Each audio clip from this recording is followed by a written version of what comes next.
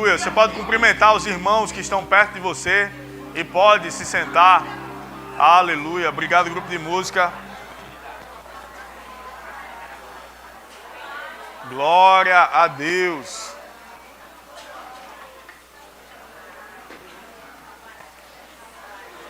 Glória a Deus.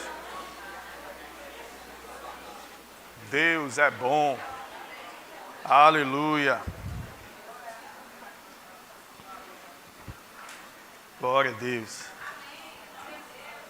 E nessa noite nós vamos falar sobre a sabedoria que vem de Deus. Aleluia. A Bíblia nos instrui de que aquele que necessita de sabedoria peça a Deus, porque Ele dá liberalmente e não lhes impropera. Impropera, o que é impropera? A gente não costuma usar essa palavra, né? Mas o que ele quer dizer com impropera? Ele lhe dá liberalmente e não lança em rosto. Deixa eu facilitar ainda mais o nosso entendimento. Ele não joga na cara que ele te deu sabedoria. Ele dá liberalmente. Então o Senhor não tem uma sabedoria guardada de nós. Ele tem uma sabedoria guardada para nós. Ele tem uma sabedoria para que nós possamos viver aquilo que Ele preparou para as nossas vidas. E a Bíblia vai dizer lá em Provérbios, no capítulo 9, versículo 10, você não precisa abrir, que o temor ao Senhor é o princípio da sabedoria. Então, temer ao Senhor não é ter medo dele, mas é considerar a importância que ele tem. É ter profundo respeito a ele. É ter uma profunda reverência a ele. É não tratar ao Senhor, nem as coisas do Senhor, como algo comum, como algo ordinário. O que é algo ordinário? A gente fala muito a palavra extraordinário. Na igreja a gente fala, Deus tem coisas extraordinárias para fazer na tua vida. Deus tem coisas tremendas para fazer na tua vida. O que é extraordinário? O que foge do ordinário. O que está acima do comum. Existe o natural e existe o sobrenatural. O sobrenatural é aquilo que está acima. É aquilo que está acima do que é natural. O extraordinário é o que está acima do que é ordinário. Ah, é a cadeira. Eu digo o que? Quando o senhor mexe as pernas, faz um rangido na cadeira, eu tentando identificar que barulho era esse. E eu quero mencionar para você, daqui a pouco a gente vai ler uma passagem bíblica, mas eu quero mencionar uma passagem que está lá em Daniel, no capítulo 1, e a gente não vai lê-la especificamente, mas ela vai contar a história de um povo, em um contexto onde a Babilônia estava dominando sobre a sociedade, estava dominando sobre lugares, e aquele exército da Babilônia, eles entravam em um lugar, dominavam, e eles levavam os principais daquela comunidade para a sua região, para treiná-los, para mudar a mentalidade deles, para gerar uma nova influência sobre eles, porque eles entendiam, e isso é muito claro para nós, que pessoas que têm uma relevância na sociedade, elas exercem influência dentro daquela sociedade. Então, quando eu mudo a mentalidade de pessoas de influência, eu mudo a mentalidade da sociedade. Quando eu mudo a maneira de falar das pessoas, eu mudo a maneira de pensar das pessoas. E quando eu mudo a maneira de pensar, eu mudo a maneira com que elas agem. O governo, os governos, de uma forma geral, eles querem dominar sobre a linguagem. Tem gente que acha que é besteira essa questão. Aleluia, amém, saúde divina operando. Existe um projeto sobre a linguagem neutra. Sobre quem fala, ao invés de todos, tem o todes.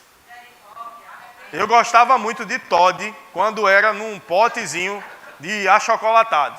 Nada que fuja disso. Então tem o todos, todas e todes.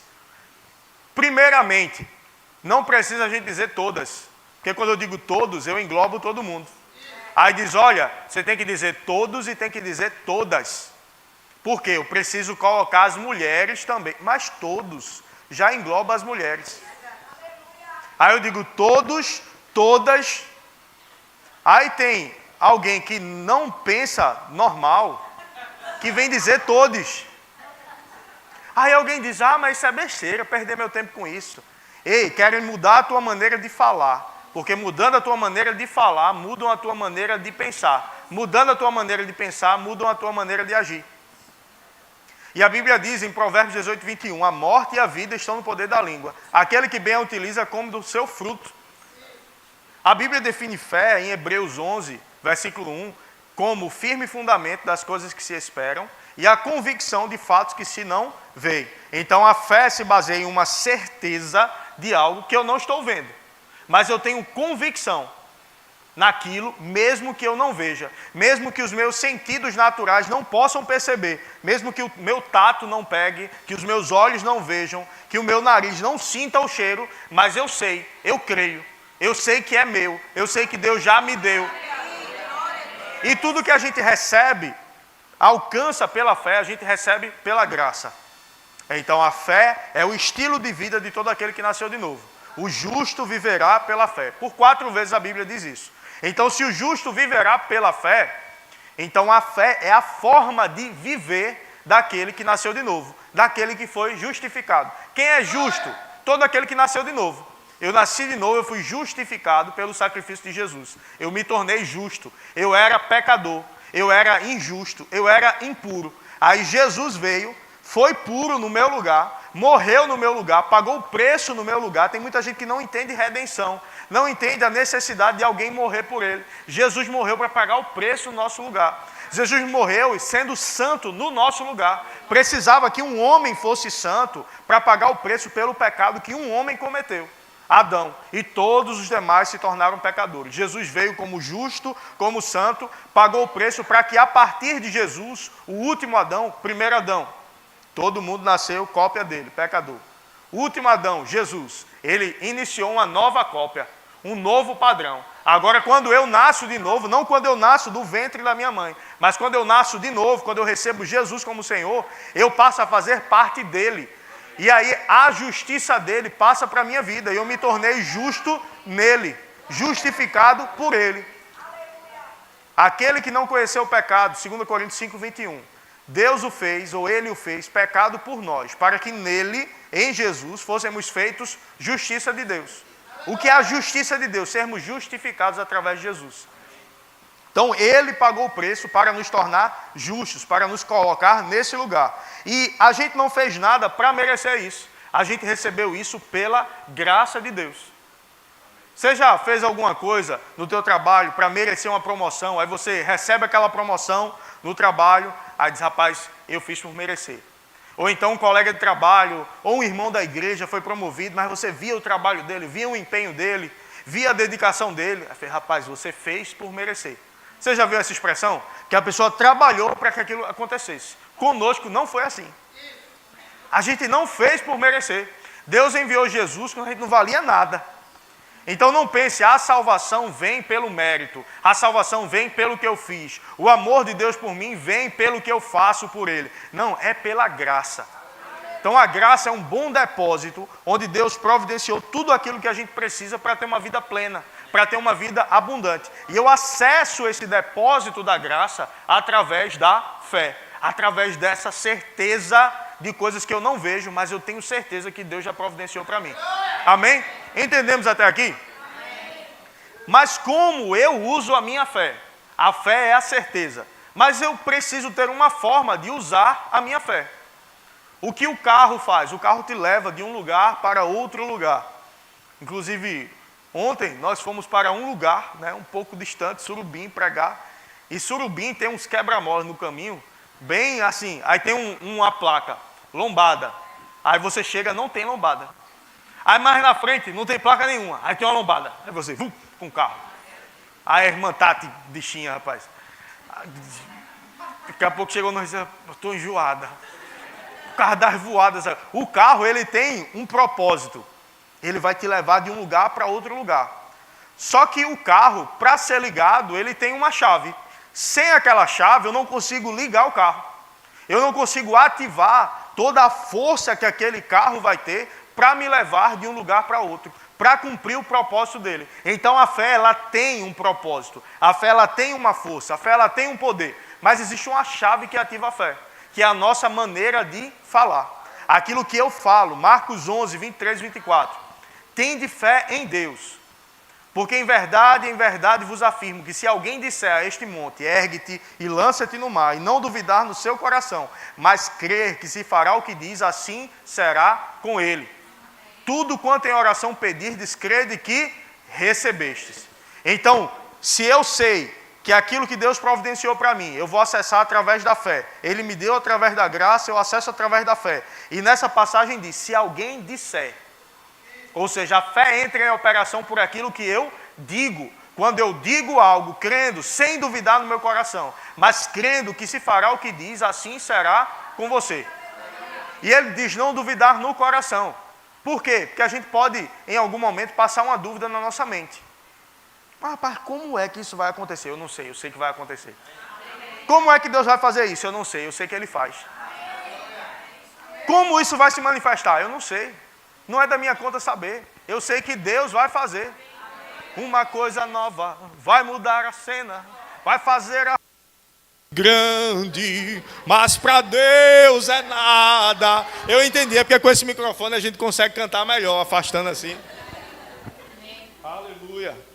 Eu vou com esse aqui. Então, Deus, Ele providenciou para nós e através da fé a gente alcança. Mas para alcançar aquilo que através da fé eu posso alcançar, eu preciso entender que existe uma maneira de falar específica que eu tenho que ter. E lá em Daniel a gente vê que o rei Nabucodonosor, ele mandou trazer alguns príncipes, algumas pessoas de influência naquela sociedade, para que elas fossem treinadas em toda a cultura da Babilônia, para que elas entendessem a cultura da Babilônia. Mudou o nome daquelas pessoas para que elas fossem chamadas de acordo com a cultura da Babilônia, para mudar a identidade das pessoas. Porém, nesse treinamento, as pessoas que seriam treinadas, existia uma comida específica para eles. Existiam manjares específicos. Mas Daniel e os seus amigos, que eram alguns desses a serem treinados, eles decidiram firmemente não contaminar-se com as finas iguarias do rei. E eles pediram a esse chefe da alimentação lá, que os deixasse de fora dessa comida. E esse chefe disse, olha, se o rei vê vocês mais fracos do que os outros vão estar se alimentando bem. Vocês vão estar comendo menos que eles, comendo outras coisas, vocês vão ficar xoxinho, como dizia minha avó. E aí o rei vai cortar a minha cabeça. Cabeças vão rolar. A gente ouve cabeças vão rolar quando alguém vai ser demitido, né? Mas nesse caso era literalmente, a cabeça rolava mesmo, que o rei mandava cortar a cabeça. E aí Daniel disse, não, faz o seguinte, faz um teste, deixa a gente uns dias, e daqui a alguns dias você olha e vê se a gente ficou mais fraco ou mais forte. E ele experimentou, depois de alguns dias, eles estavam mais fortes e mais corados, digamos assim, do que os outros que estavam tendo aquela alimentação. Deixa eu dizer para você, o mundo ele vai ter coisas a oferecer. Ele vai ter manjares a oferecer. Mas a sabedoria de Deus nos faz entender que a gente não precisa desses manjares. Porém, a gente precisa decidir firmemente não se contaminar com o sistema do mundo. A gente precisa decidir firmemente andar na palavra, andar naquilo que Deus tem para as nossas vidas. Isso é sabedoria de Deus. O temor ao Senhor é o entender. Ei, Deus ele vê tudo. Deus ele sonda tudo. Deus entende tudo. Antes que a palavra chegue na minha boca, Ele já sabe o que eu vou falar. Antes que o pensamento chegue na minha mente, Ele sabe o que eu vou pensar. Ele sabe de todas as coisas. Então eu posso fazer algo escondido de alguém. Eu posso fazer algo escondido da minha esposa. Você pode fazer algo escondido do teu marido, dos teus pais, dos teus filhos. Mas nada podemos fazer escondido do Senhor. E esse entendimento de que o Senhor sonda tudo, de que o Senhor vê tudo, de que o Senhor está em todo lugar. Se eu subo ao mais alto monte, Ele está lá. Se eu estou no mais profundo abismo, Ele está lá também. Isso é algo que deve nos animar. Ei, o Senhor está conosco todos os dias. Mas isso é algo que deve nos trazer uma reverência. Isso é algo que deve nos trazer um temor, um cuidado. Ei, o Senhor está comigo todos os dias. E o rei Nabucodonosor, Depois de um tempo, depois de anos, esses jovens sendo treinados, eles foram chamados para participar de um teste, uma prova. E esses jovens que decidiram firmemente não contaminar-se, foram achados 10 vezes mais sábios do que todos os outros. Mas você sabe que não é porque eles estudaram mais do que os outros. Eles foram treinados igual. Tinham o mesmo nível de acesso à informação, o mesmo nível de acesso ao treinamento. Mas eles foram achados 10 vezes mais sábios do que os outros. Por quê? Porque o Espírito de Deus veio sobre eles, porque eles decidiram não contaminar-se. Ei, quando você decide ficar na palavra, algo de Deus vem sobre você e leva você a um nível de resultado que pela tua própria força, que pela tua própria habilidade, você não conseguiria chegar. Mas ei, a gente precisa decidir ficar na palavra. A gente precisa decidir ficar com a palavra, porque todos os dias receberemos propostas.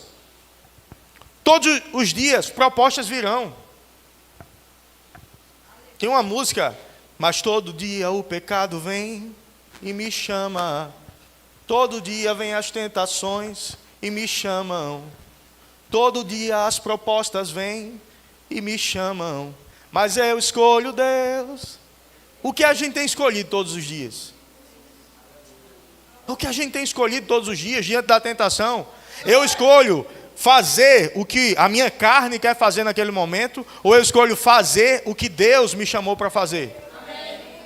Porque tem gente que quer ter um resultado extraordinário, mas ele não quer ter uma vida extraordinariamente separada, uma vida extraordinariamente santa. Esses jovens foram achados mais sábios, mas esses jovens, antes de serem achados mais sábios, eles foram achados mais santos.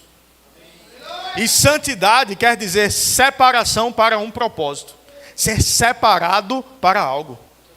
Nós fomos comprados por um preço. Nós fomos separados para um propósito da parte de Deus. E nós não podemos nos misturar com as coisas desse mundo.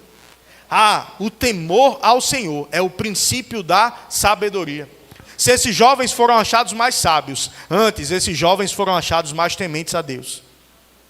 Se esses jovens foram achados mais sábios, antes esses jovens foram achados mais separados para um propósito. Existe uma sabedoria de Deus disponível para as nossas vidas, através da graça, disponibilizado pela graça que nós acessaremos pela fé.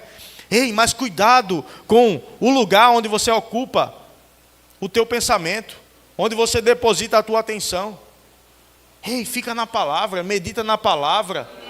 Escuta a palavra, escuta a pregação, se coloca nesse lugar, gera expectativa nas coisas de Deus, medita sobre as coisas de Deus. Aquele que cogita, que pensa, que medita, que reflete nas coisas do Espírito, ele vai frutificar nas coisas do Espírito. Mas se eu medito, cogito, penso, reflito sobre as coisas da carne vão prevalecer na minha vida. Existe um exemplo que é muito falado no ensino sobre fruto do Espírito e obras da carne, 2 cachorros que eram colocados para brigar. E aquele dono, ele era dono dos 2 cachorros e as pessoas faziam apostas.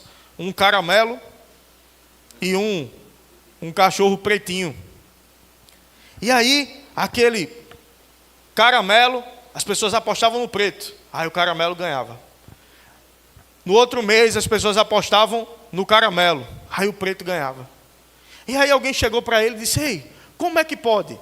A gente pensa que o caramelo vai ganhar, o preto ganha. Quando a gente pensa que o preto vai ganhar, o caramelo ganha. O que é que você faz para definir isso? Ele disse: é muito simples. O que eu quero que ganhe, eu alimento ele. E deixo o outro sem comer. Aí ele fica fraco. Então ele perde. Ei, quem você quer que ganhe na tua vida? As coisas espirituais ou as coisas carnais? Se eu quero que as coisas espirituais tenham um espaço maior, eu preciso cogitar mais das coisas espirituais. Mas não existe espaço na palavra, não existe espaço no Senhor para eu estar cogitando das coisas passadas. Para eu estar pensando: eu estou aqui agora, mas deixa um lugarzinho ali para eu voltar. Tem uma alegoria, uma história de um exército que teria chegado para invadir um lugar e os navios ficaram atracados na praia e aquele exército desceu. Quando desceu e chegou na praia para ocupar aquele lugar, existia o exército inimigo. E quando viram que o exército inimigo era mais numeroso do que eles, o comandante daquele exército mandou tocar fogo nos navios. Tocar fogo no navio, o exército está ali, o lugar para fugir eram os navios. Por quê? A partir daquele momento eles não tinham escolha, eles tinham que avançar e tinham que vencer. Quando eu vejo que tem um navio para eu voltar, para ocupar aquele navio e voltar para o lugar onde eu estava, eu não avanço como eu deveria avançar. Tem gente que Deus está convidando nessa noite a queimar alguns navios na sua vida. Qual é a possibilidade de pecado que você ainda deixa perto de você? Não, eu venho para a igreja nos domingos, até recebo uma boa palavra, às vezes eu gosto, às vezes eu não gosto, mas o resto da semana, não, eu até me converti, mas assim, me batizar, eu acho que eu ainda não estou pronto. Ei, o batismo é uma confissão pública de uma decisão que você tomou internamente. Não existe isso de estar pronto ou não estar pronto para se batizar. Se eu nasci de novo, eu estou pronto para me batizar. Se eu nasci de novo, eu estou pronto para declarar publicamente: ei, eu morri para o mundo e eu nasci, revivi para Deus, estou pronto para viver para Ele. Então, se eu nasci de novo, por que eu vou me negar a me batizar? Se eu nasci de novo, por que eu vou frequentar alguns lugares que antes eu frequentava, que me davam prazer estar naquele lugar e que não condiz com uma vida com Deus? Se eu nasci de novo, por que eu vou me vestir de uma forma que vai trazer sensualidade? Se a sensualidade não faz parte de quem nasceu de novo, não faz parte de filhos. Ei, é uma decisão de não contaminar-se. Não contaminar-se, isso é sabedoria. Mas deixa eu te dizer, a sabedoria, ela vale mais do que o ouro, vale mais do que a prata. A sabedoria, ela te faz conduzir a tua família de uma forma que dinheiro nenhum no mundo te faria conduzir. A sabedoria te faz alcançar riquezas que nada no mundo te faz alcançar. Então tem gente que pensa na sabedoria como algo muito abstrato e que não faz diferença nenhuma na vida. O que a sabedoria vai fazer de diferença na minha vida? Ei, às vezes tem pessoas que tiveram uma ideia que tornou essa pessoa bilionária, que tornou essa pessoa milionária. E alguém diz: rapaz, um adolescente de 16 anos teve uma ideia, montou um negócio a partir de casa, mexendo no computador, e vendeu esse negócio por 100 milhões. Ele tinha sabedoria específica para algo. Ei, você carrega o dono da sabedoria dentro de você. Você carrega a fonte da sabedoria dentro de você. Não, porque eu estou tendo problema no meu casamento. Todo problema é um problema de sabedoria, de ausência de sabedoria. Eu estou tendo problema com o meu filho. Todo problema é um problema de ausência de sabedoria. Eu estou tendo problema com os meus pais. Todo problema é um problema de ausência de sabedoria. Eu estou tendo dificuldade no meu trabalho. Todo problema. Você já está pensando aí, o pastor vai dizer de novo: todo problema é um problema de ausência de sabedoria. É, meu irmão, quando eu recebo a sabedoria de Deus em mim, não existe problema grande o suficiente que a sabedoria de Deus não possa resolver. Então a sabedoria ela vai te levar para uma vida plena. A sabedoria vai te levar para um casamento pleno. A sabedoria vai te levar para a criação de filhos de forma plena, abundante. Filhos que vão dar orgulho, felicidade aos seus pais. A sabedoria vai te colocar nos melhores lugares profissionalmente. A sabedoria vai te conectar a empresas, a negócios que você, pela tua própria capacidade, não conseguiria fazer. A Bíblia fala em Êxodo, no capítulo 30, versículo 35, que a unção do Senhor veio sobre pessoas e elas se tornaram artífices. Imagina eu pegar madeira e fazer uma escultura numa madeira, sem treinamento. Quem te ensinou a fazer isso? Rapaz, foi a sabedoria de Deus. Foi a unção de Deus. Ei, se prepare aqui, tem gente que está recebendo um nível de sabedoria da parte de Deus que você nunca acessou. E você vai conseguir fazer coisas que você nunca conseguiu fazer. E vai ser fácil, vai ser mais fácil. Eu nunca consegui bater a meta de venda no trabalho. Mas aí em um dia, um cliente que o Senhor te conecta, uma comunicação bem feita com aquele cliente, Isso pode mudar o rumo da tua história profissional. E aí você bater a meta do mês, ele te conecta a outras pessoas, você é elevado a outro nível profissional, porque você teve sabedoria. Mas lembre, o princípio da sabedoria é o temor ao Senhor. Eu não vou conseguir acessar isso se eu não temer ao Senhor. Lá em Provérbios 2:6 vai dizer, porque o Senhor dá a sabedoria, e da sua boca vem o conhecimento e o entendimento. Ei, está tendo dificuldade em entender alguma coisa? Submeta isso ao Senhor. Eu vi um professor falando e eu achei bem interessante. Ele disse, eu peguei uma fórmula matemática e eu não estava conseguindo entender. Ele disse, como eu não vou entender? Ele disse, a dificuldade era para alguém criar essa fórmula matemática. Ela já está explicada. Como eu não vou entender algo que já está feito? É só aplicar a fórmula matemática. Eu devia ter escutado isso na época que eu estava no colégio. Que ia mudar a minha maneira de pensar. Porque eu olhava para as fórmulas matemáticas e dizia, rapaz, eu gostava de matemática quando era só número. Quando começaram a colocar letra, complicou, foi tudo. Mas Deus deu sabedoria a alguém para criar a fórmula. Para mim é só entender a fórmula e aplicar a fórmula. Como eu não vou entender? Como alguém do meu lado pode entender alguma coisa e eu não entender? Quando eu mudei a minha maneira de pensar, eu comecei a pensar assim. Se alguém está ensinando algo, um colega entendeu, eu tenho que entender. Eu carrego a sabedoria de Deus em mim. E Deus dá entendimento. Ei, o entendimento vai fazer você viver coisas profissionais que você nunca viveu. O entendimento, a sabedoria vai fazer você viver coisas ministeriais que você nunca viveu. Ei, o entendimento vai fazer quem está se preparando para concurso aí, ter um nível de entendimento, um nível de acesso, na hora de fazer a prova ali. Ei, não tem como eu não passar, a sabedoria de Deus habita em mim, eu me preparei, eu estudei. Quando você está estudando, pense nisso, a sabedoria de Deus está sobre a minha vida.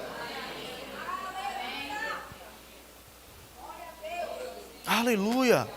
E quando você se dispõe a isso, as coisas começam a acontecer, porque é uma prova de fé.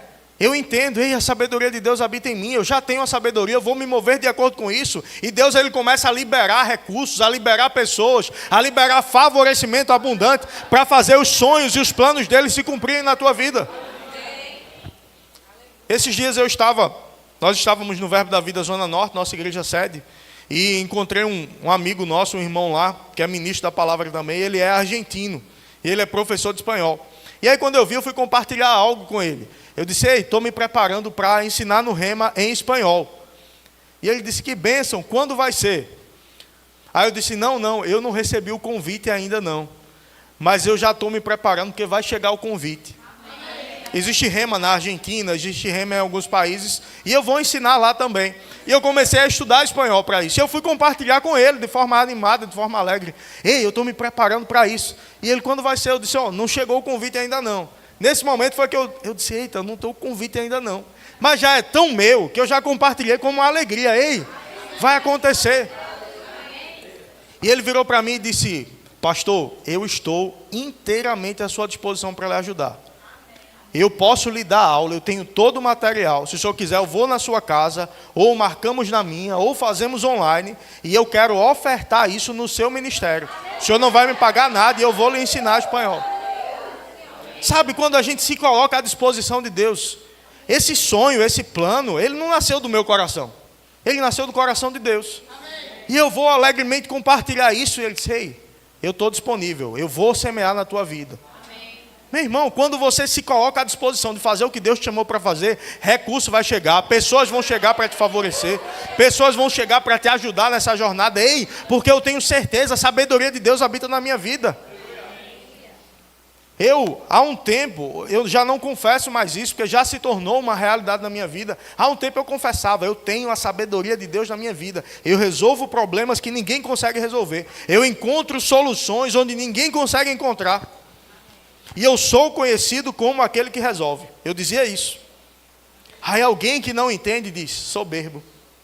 Alguém pensou isso? Alguém que está chegando assim, rapaz, é metidinho esse pastor, né? Ei, não é por causa de mim. Se tirar Deus da minha vida, coitado de mim. Eu até olho assim para alguém que não tem Deus e consegue algum resultado. Eu disse, rapaz, o cara é desenrolado, viu? Porque o cara conseguiu isso aí, sem acreditar em Deus. Se tirar Deus da minha vida, coitado de mim. Ei, é Deus em mim. E eu comecei a dizer isso. Daqui a pouco no trabalho, ó, tem isso aqui para resolver. Aí eu resolvia. Eu trabalhava numa escala onde eu trabalhava um dia e folgava 3. Aí alguém diz, que sonho. Mas era um dia 24 horas. Eu trabalhava um dia e folgava 3. Cada dia tinha uma equipe diferente. Aí o chefe guardava as principais demandas para o meu dia. Que ele disse, tu é aquele que resolve. Tudo que coloca na tua mão, tu resolve. Tinha dia que ele ligava para mim, tu tá quando? Se eu estou tal dia. Disse, pronto, tal dia tem isso, isso e isso para fazer. Coisas que os outros não conseguiam resolver, eu conseguia resolver. Por quê? Porque eu sou desenrolado? Por causa da sabedoria de Deus. Ela está disponível. É só eu crer, é só eu acessar, é só eu declarar e eu vou viver isso. E por trás de cada problema há um sistema de recompensas. Deus tem um sistema de recompensa e Deus quer te recompensar, te dando sabedoria para você passar por cima dos problemas, para você resolver problemas. Nós fomos chamados como crentes para ser luz nessa terra, para ser sal nessa terra, para trazer sabor para essa terra. Ei, a gente não vai ficar aqui reclamando da política, reclamando das coisas sem fazer nada. Ei, é chegado um tempo do povo de Deus se levantar em sabedoria, se levantar em ousadia para resolver problemas da sociedade. Povo de Deus para votar certo, para escolher representantes certos do povo de Deus também se levantando para representarem na política. Alguém diz, pastor, está se preparando, está dizendo isso para se preparar para ser lançado como político? Não, Deus me livre. Deus me livre. Inclusive no Ministério Verbo da Vida não pode. Se eu fosse me lançar a política, eu sairia do pastoreio. Eu não troco o pastoreio por nada. Porque eu estou vivendo o que eu fui chamado para viver. Ei, quando você vive o que você foi chamado para viver, você não tem inveja de ninguém. Tem algumas profissões que eu admiro.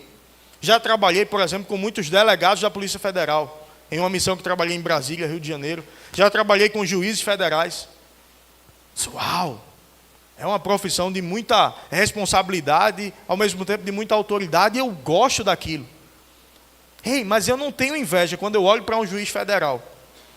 Porque se fosse oferecido para mim, não é oferecido, é concurso. Mas se pudesse ser, olha, deixa de ser pastor e vem ser juiz federal. Rapaz, eu não quero não. Meu irmão, quando você está no lugar que você foi chamado para viver, você não abre mão desse lugar por nada. Então você não precisa ter inveja do que aconteceu na vida de qualquer pessoa. Você tem Deus na tua vida. Não porque fulano conhece fulano que vai favorecer ele, que vai colocar ele, que vai conectar ele. Ei, você conhece Deus e você é filho dele, ele habita dentro de você. Você não precisa de peixe para te favorecer. Você tem Deus na tua vida. Aleluia. É óbvio que se eu pudesse ser juiz federal e pastor, eu ia ser. Ei, mas eu não troco o que Deus me chamou por nada. Não troque, decida firmemente ficar com o que Deus te deu. E ficar com o que Deus me deu, abraçar o que Deus me deu, significa também renunciar a algumas coisas que Deus não me deu. Significa também abrir mão de coisas. Porque, ei, se eu estou seguindo o meu propósito, se eu estou seguindo aquilo que Deus me chamou para fazer, tu acha que o diabo vai ficar, uau, ele saiu do culto hoje empolgado, que bonito, eu vou ajudar ele essa semana, porque ele está animado. Ei, não, o diabo vai tentar levantar distrações, o diabo vai tentar pintar quadros e dizer, ei, aquilo que o pastor falou, foi empolgação, te empolga não, vem de volta para a tua realidade. Tu está pensando que a vida é aquilo ali? Ei, igreja é 1 a 2 vezes na semana, mas o resto da tua semana tu não está na igreja não. Ei, tu não está na igreja, mas a igreja está em você, Deus está em você. A igreja é só para te inspirar, para você sair daqui e viver o que Deus te chamou para viver. A gente não vive da igreja, a gente não vive por aquilo que a gente ouve aqui apenas. Isso aqui é para a gente se reunir, e existe uma unção coletiva, existe uma palavra coletiva, existe algo que vem da parte de Deus. Ei, mas todos os dias a gente precisa buscar isso. Então o diabo vem, pinta um quadro, e alguém vai e se distrai. E começa a sair daquela rota que Deus deu para a vida dele. E começa a pegar outras rotas. Começa a pegar outros caminhos. E esses outros caminhos, o diabo não vem com um chifre, com um tridente. Com aquela roupa preta, como a gente vê nos filmes, nas séries. O diabo vai se apresentar muitas vezes bem vestido. O diabo vai se apresentar muitas vezes cheiroso. Ou o diabo vai se apresentar muitas vezes cheirosa. E decotada.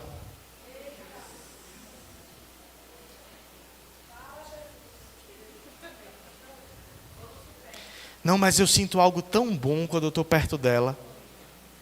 Minha mulher só não pode saber. Está repreendido. Não, porque eu acho que é Deus.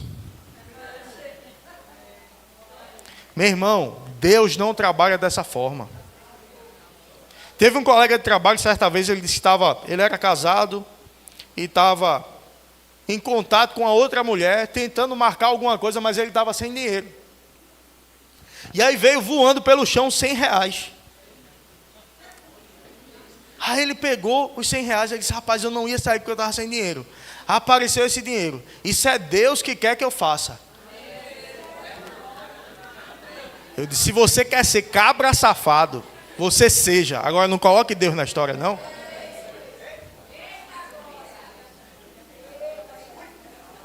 Essa é a expressão que eu uso mais em culto de homens. Isso foi só uma palhinha do que é o culto de homens. Fique com a palavra, fique com a sua família, fique com os princípios e com os valores. Deus não destrói uma família para construir outra. Deus não destrói um casamento para construir outro. Se você errou, se você pecou, se você falhou, no tempo da ignorância, a misericórdia ela te cobre. Ah, eu me separei da minha família, eu não conhecia a palavra, eu não estava na palavra. Então eu me casei de novo. Ei, Deus ele vem com a sua misericórdia. Eu não estou aqui para te apontar o dedo e te condenar. Mas, ei, chegou o conhecimento, você está na palavra. Ei, separação não vem da parte de Deus. Divórcio não vem da parte de Deus. Decidiu estar junto, decidiu se casar, é até que a morte os separe. Teve um pastor que disse que um casal chegou para ele e disse, pastor, eu não estou aguentando mais o marido, eu não estou aguentando mais a minha esposa. Eu quero me separar. E eu quero que o Senhor nos conduza nesse processo. Ele disse, pois não, pastor disse, pois não, vem cá, deixa eu orar por você. Senhor, eu declaro sobre a vida do meu irmão agora. Um câncer, Senhor, ou um infarto, alguma coisa se manifestando na vida dele, e ele partindo. Não, pastor, eu não recebo não. Eu disse, oxê, tu não fizesse um voto até que a morte te separasse? Então, como é você que quer, então, meu irmão, a morte tem que vir sobre você.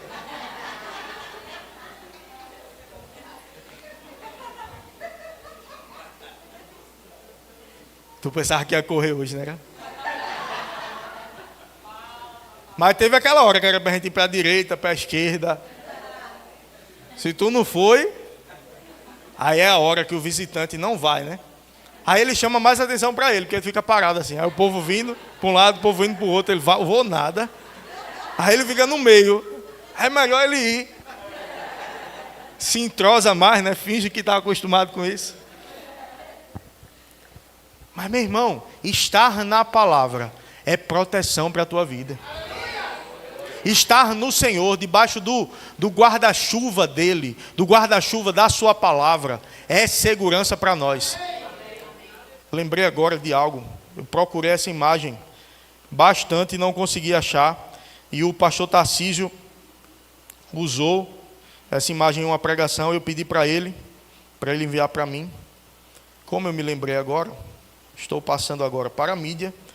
Assim que estiver pronto para projetar, por favor, projetar aí. Coloquei no grupo da mídia. Estagiário aí pegou? Ai, pegou. Os estagiários já fizeram sinal. Ei, estar na palavra não é um lugar de te prender, é um lugar de te proteger. Kant, certa vez, ele disse: o homem que faz tudo o que quer, só é verdadeiramente livre o homem que aprende a fazer o que não quer. Pois quem faz o que quer, torna-se escravo das suas vontades. Alguém livre é aquele que decide fazer o que ele não quer. Ei, nem todo dia você vai estar com vontade de ser crente. Ei, pastor, tem dia que eu não me sinto crente. Bem-vindo ao clube. Pastor, o senhor já pensou em desistir? Nesses 2 anos que eu estou aqui, umas 500 vezes só. Meu irmão, tu pensa que não vem? Tem dia que eu termino de pregar e eu desço. Eu digo, rapaz, que foi isso? E vem um peso às vezes sobre a pessoa. Rapaz, eu preguei, parece que a coisa não aconteceu, parece que a palavra não fluiu. Aí depois vem, pastor, eu recebi a palavra, Deus falou comigo, isso e aquilo. E não pelos depoimentos, mas eu sei que aquele sentimento não vem da parte de Deus. É algo que muitas vezes o diabo tenta lançar para dizer, ei, tu não está fazendo nada. Aí ontem à noite a gente, Surubim é um pouquinho distante. Aí termina o culto em Surubim, dos jovens. Aí volta a gente para casa, para hoje de manhã a gente ir pregar no Ibura, para a família. Aí chegamos em casa, acho que 1h30 da manhã mais ou menos, a gente foi deixar Igor e Tata em casa, e eles disseram que ia com a gente hoje. Eu disse, olhe, tem certeza? Disse, rapaz, se eu não fosse pregar, eu não ia não. Disse, não, a gente vai, pastor. Aí de manhã, 7 horas, acordar de novo. Pega em casa, vamos embora pregar. Então, às vezes, a gente vai estar cansado. Às vezes vai vir uma sensação de que não está fazendo nada. Ei, mas não é por sensação que a gente vive. A gente vive pelo que fomos chamados para viver. A gente vive por propósito, a gente vive por princípio. Ei, estando animado ou não estando animado, fica na palavra. Estando com vontade ou não estando com vontade, vai orar, vai ler a palavra. Fizeram um estudo e acompanharam grupos, e eu acabei de lembrar que eu comecei a dizer isso em algum lugar que eu estava pregando, não sei se foi hoje de manhã ou se foi ontem à noite, eu não terminei. E acompanharam pessoas que liam a palavra 1 ou 2 vezes na semana. Os grupos que liam 1 vez na semana não tiveram nenhuma mudança na sua vida. Os grupos que leram 2 vezes na semana não tiveram diferença nenhuma na sua vida. Ou seja, se você ouve a palavra aqui na igreja, apenas não faz diferença. Mas grupos que leram 3 ou 4 vezes na semana tiveram uma diminuição significativa em pessoas que tinham vícios, pessoas que conseguiram ficar livres de vício, alcoolismo, bebida.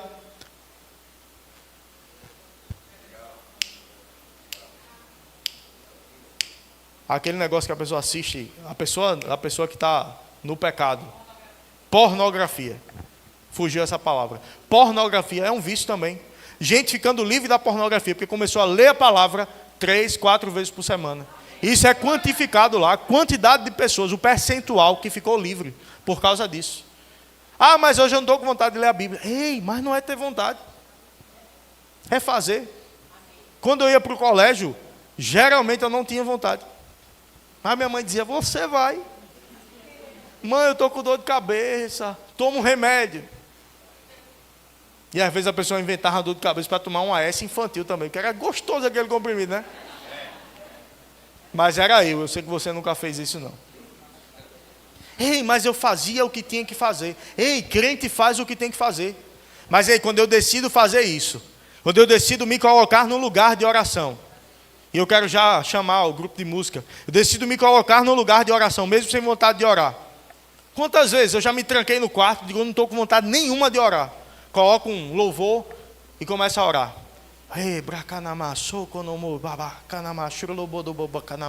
Orando em línguas, orando em português, orando com entendimento.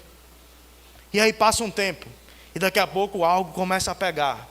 Algo começa a pegar. E aquela vontade começa a ser percebida pelos sentimentos. E daqui a pouco se torna tão agradável, tão gostoso ali. A gente decidiu ficar meia hora. E daqui a pouco já está em 1 hora. E a gente tem outras coisas para fazer. E aquela presença está tão maravilhosa naquele lugar que a gente não quer sair mais. Mas nos primeiros minutos, muitas vezes vai exigir disciplina. Nos primeiros minutos, muitas vezes a gente não vai ter vontade de fazer. O pastor falou aquilo no culto, eu vou tentar fazer. 5 minutos, não estou sentindo nada, eu vou parar. Não, é exatamente isso que eu estou falando. Nesse tempo, está sem vontade, ei, coloca o louvor, se tranca no teu quarto e ora. Se tranca no teu quarto e apresenta as coisas ao Senhor. Ontem a gente foi tirar um tempo de oração em casa, eu e a Adriana, a gente começou a orar individualmente, daqui a pouco a gente se juntou. E começou a orar, começou a tocar nos lugares que a gente ainda ia chegar. a gente chegou em oração. Fomos a Surubim, oramos pelos jovens em Surubim, oramos pelo acampamento de Surubim, oramos pela igreja em Surubim, oramos pela liderança de Surubim. Depois a gente chegou lá, mas a oração da gente já tinha chegado primeiro, já tinha preparado o ambiente, e as coisas aconteceram naquele lugar. Depois a gente foi para o Ibura, em casa. A gente orou por aquele lugar, a gente apresentou aquele lugar em oração. Depois a gente foi lá, a oração já tinha chegado. Aí a gente veio para o Janga, a gente orou pelo Janga, a gente orou pelos departamentos, a gente orou pelas pessoas, a gente orou pelo bairro, a gente orou pelas famílias. Coisas que a gente vai ver do lado de fora, a gente vai ver externamente depois de um tempo, a gente vai gerar primeiro no nosso quarto, sozinho. Isso é sabedoria da parte de Deus. Sabedoria é eu decidir fazer o que eu preciso fazer, mesmo quando eu não tenho vontade. O apóstolo Paulo, em Efésios, a partir do versículo 15, do primeiro capítulo, ele vai dizer: por isso também eu, tendo ouvido da fé que há entre vós e do amor para com todos os santos, não cesse de dar graças por vós, fazendo menção de vós nas minhas orações, para que o Deus e Pai de nosso Senhor Jesus Cristo, o Pai da glória, vos conceda espírito de sabedoria e de revelação no pleno conhecimento dele. Ei, quanto mais eu conheço ao Senhor, mais espírito de sabedoria e de revelação vem sobre a minha vida. Ei, te coloca nesse lugar, conheça mais ao Senhor, mergulhe no conhecimento do Senhor. O conhecimento que Ele tem disponível para a tua vida é infinito. Ei, mergulha nesse lugar da presença existe abundância de sabedoria, nesse lugar da presença existe abundância de provisão, nesse lugar existe abundância de paz, de amor, de restauração de famílias, de restauração de casamentos. É nesse lugar. Às vezes tem gente que está tentando resolver na força do braço, tentando resolver o problema na força do braço, quando eu preciso resolver o problema de joelho. Tem gente que quer encarar o problema para resolver, fazer força para resolver, mas é no lugar de rendição que eu me torno maior. A maior força que você vai ter não é no lugar de luta, é no lugar de rendição. Rendição à pessoa certa, rendição ao poder certo, rendição ao Senhor. A imagem está pronta? Coloca aí, por favor.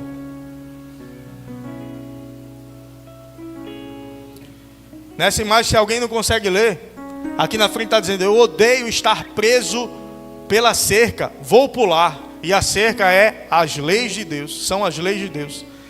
E a outra pessoa diz: espere, não é uma cerca, é um muro de proteção. E ele está caindo do outro lado. Quem obedece os mandamentos preserva a sua vida, mas quem despreza os seus caminhos morrerá. Esse tipo de palavra não é para te prender, é para te preservar. Ah, porque o pastor está querendo colocar regra na minha vida. Ei, ninguém manda em mim. Ei, esse é o lugar mais perigoso que tem. Eu não me submeto a ninguém. Esse é o lugar mais perigoso que tem. Segurança para as nossas vidas é estar em um lugar de submissão. É ter alguém para prestar contas. Eu já vi gente até no ministério, gente que cantava muito, tocava muito, gente que tocava todos os instrumentos, cantava divinamente, pregava divinamente, ensinava divinamente. Meu amigo, um ministro completo. Outro dia alguém me perguntou: pastor, o senhor toca alguma coisa? Nada. Mas rapaz, geralmente o pastor, a pessoa disse, né? Geralmente o pastor toca alguma coisa, que está num culto, alguma coisa. Aí eu disse: mas eu não toco não sei tocar nada, eu só canto com o microfone desligado. Antigamente a gente ia para umas cruzadas evangelísticas, aí o irmão dizia: fica aqui no back vocês. Aí deixava o microfone desligado e a gente ficava. Aí o ministro completo: ei, tu vai fazer isso? Não, faço não. Como quem diz: eu sou melhor do que você, porque você quer me corrigir. E o pastor que não sabia tocar, instruindo a ele. E era como se ele dissesse: eu não preciso desse conselho seu, eu sei mais do que o Senhor. Não dizia isso, mas sua atitude mostrava. Insubmisso. Aí eu que não sei tocar nada, o pastor Eric que sabe. Toca baixo o instrumento. Não é que ele toca baixo para ninguém ouvir, não. Baixo o instrumento. Aí eu, pastor da igreja, aí eu chego pro grupo de música, Vitor, ficou massa essa versão da música. Aí outra versão, Vitor, não gostei não, muda. Oxi, o pastor não sabe nem tocar, sabe nem cantar. Ei, mas é segurança eu estar debaixo da visão de alguém que Deus colocou sobre a minha vida. Aí diz, então é bom demais ser pastor. Eu sou corrigido diretamente pelo pastor Humberto, pelo pastor Júnior. Essa semana eu vou ter reunião com o pastor Júnior. Por quê? Eu quero me submeter. Eu quero estar em um lugar de proteção. Quando eu estou em um lugar de proteção, eu estou em um lugar de segurança. Quando eu estou em um lugar de submissão, eu estou em um lugar de segurança. Sabedoria da parte de Deus é estar em um lugar onde a minha vontade não vai ser cumprida sempre. E esse ministro, depois de um tempo, saiu. Eu não preciso disso. Vou criar meu próprio ministério. E aí cria o próprio ministério. Ei, se foi uma instrução da parte de Deus, bênção, avança. Mas geralmente é porque não quer se submeter. No meu ministério, eu vou ser o maior. Deus me livre. Deus me livre. Por que está falando isso, pastor? E eu sei, é Deus que manda e a gente fala. Eu não preparei isso.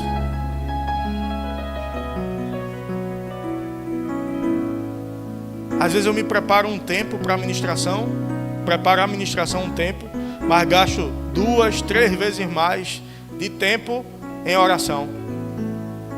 Por quê? Porque não é o tempo de estudo propriamente dito que é o mais importante.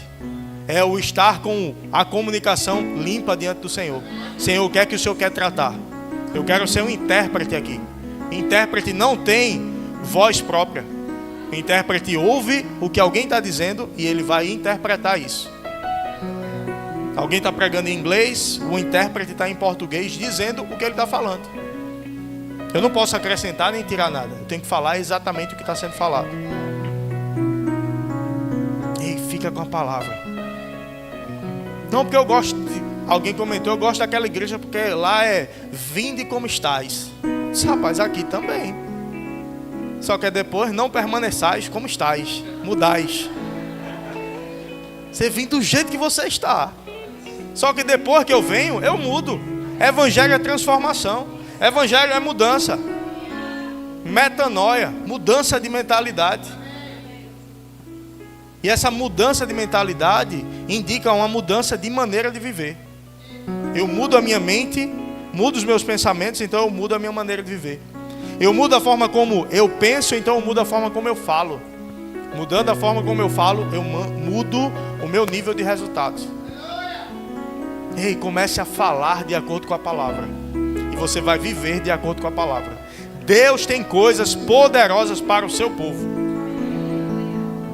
Mas o seu povo precisa estar em um lugar de proteção. E eu quero perguntar se tem alguém aqui nessa noite que ainda não fez de Jesus o Senhor da sua vida. Essa é uma oportunidade de fazê-lo. Essa é uma oportunidade de receber Jesus e transformar a tua história. E agora é aquele momento que eu digo, vinde como estás. E não é propaganda enganosa não.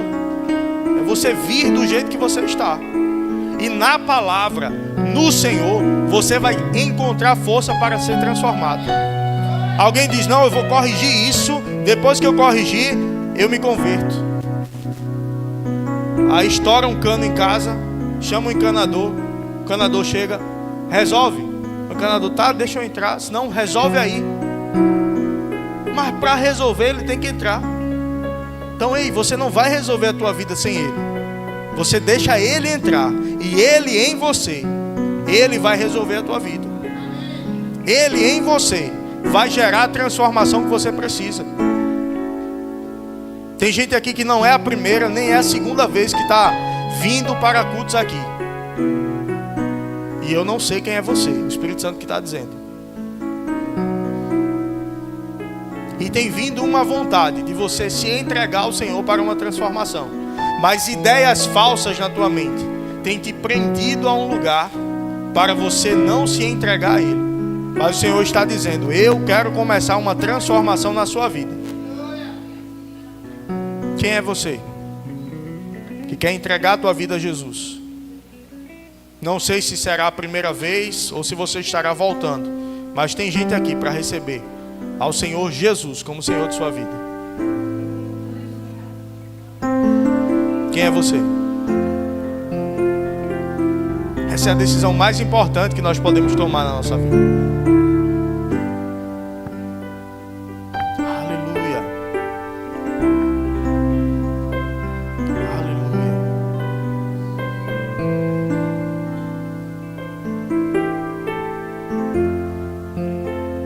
Tem alguém disposto a fazer isso? Que tem gente para fazer, tem.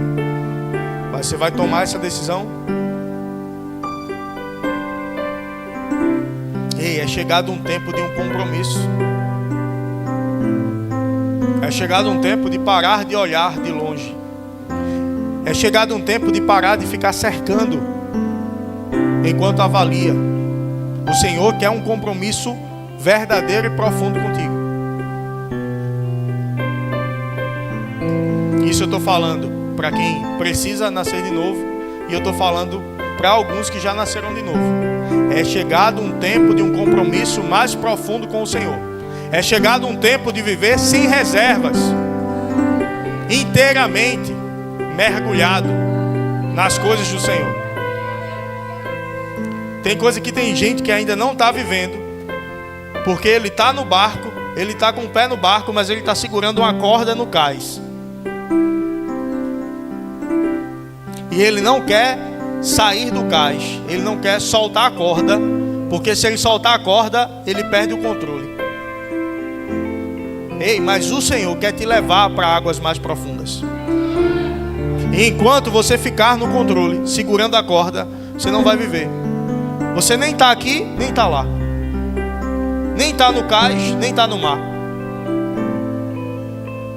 Está no barco e no cais. Está no balanço da água, mas não está solto. Ei, aprenda a confiar. Ei, aprenda a descansar no Senhor.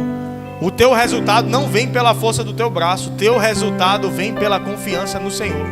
O teu resultado vem pela tua capacidade de crer nele, de crer na bondade dele, de crer no amor dele, de crer no que ele pode fazer pela tua vida.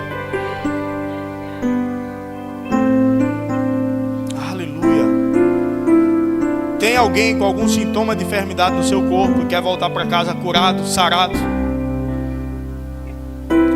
A gente vai orar por você no seu lugar mesmo. Levanta a tua mão e a gente vai orar e você volta para casa curado. Cristo, aquele que cura, está nesse lugar. Aleluia, aleluia. Vamos ficar de pé?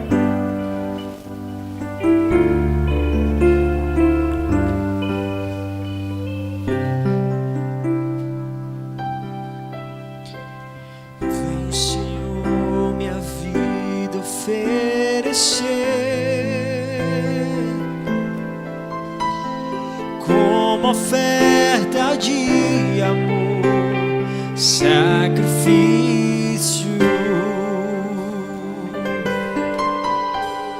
quero minha vida a te entregar, como oferta viva em teu altar. Vem, Senhor. Vem, Senhor, minha vida oferecer, como oferta de amor, sacrifício.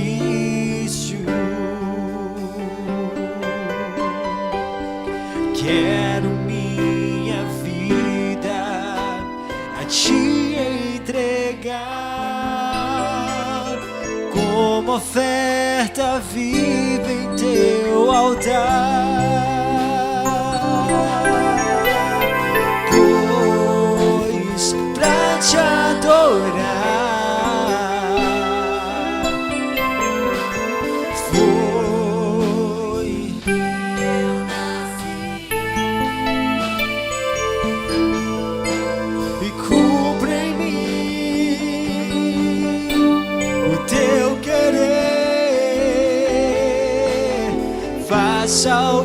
está em teu coração,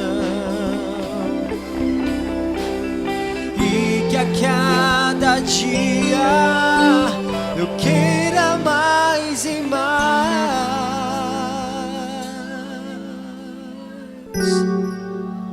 estar ao seu lado, estar ao seu lado, estar ao seu lado, Senhor.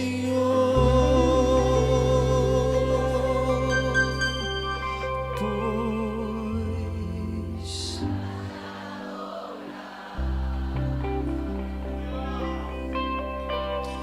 foi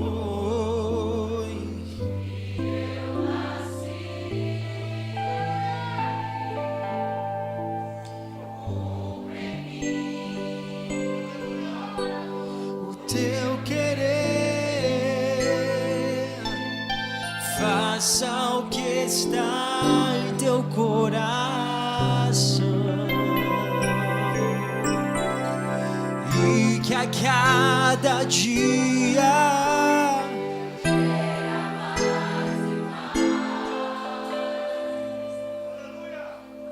estar ao teu lado, estar ao teu lado, estar ao teu lado, Senhor. Estar ao teu lado,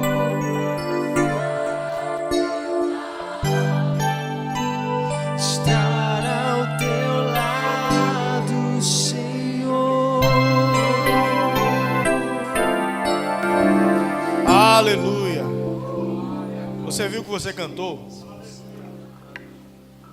Isso é uma oração em forma de música. Uma oração de consagração ao Senhor, onde nós oferecemos a nossa vida como sacrifício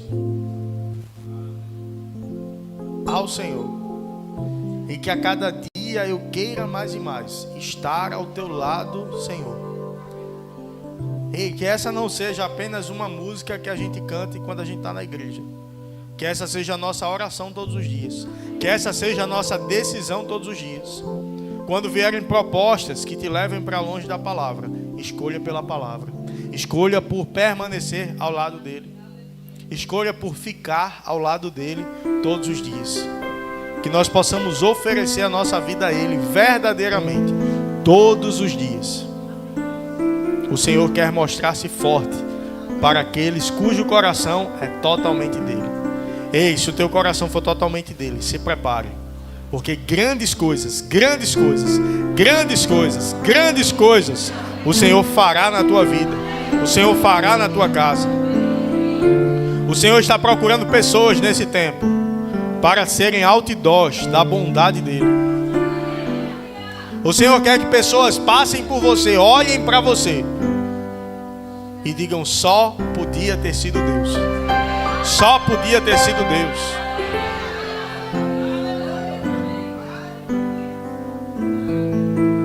Mas se você quer viver isso, tenha uma vida diante dele sem reservas.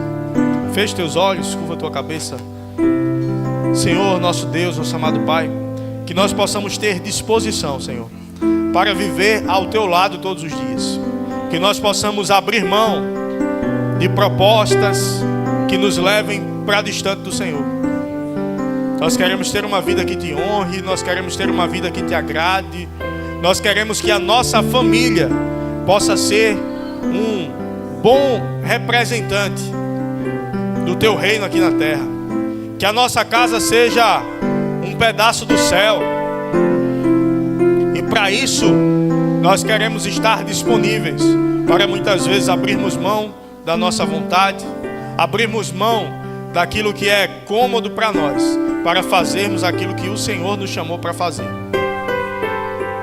Pai, nós cremos em um povo cuja vida é completamente sua, cuja vida honre ao Senhor em todas as decisões.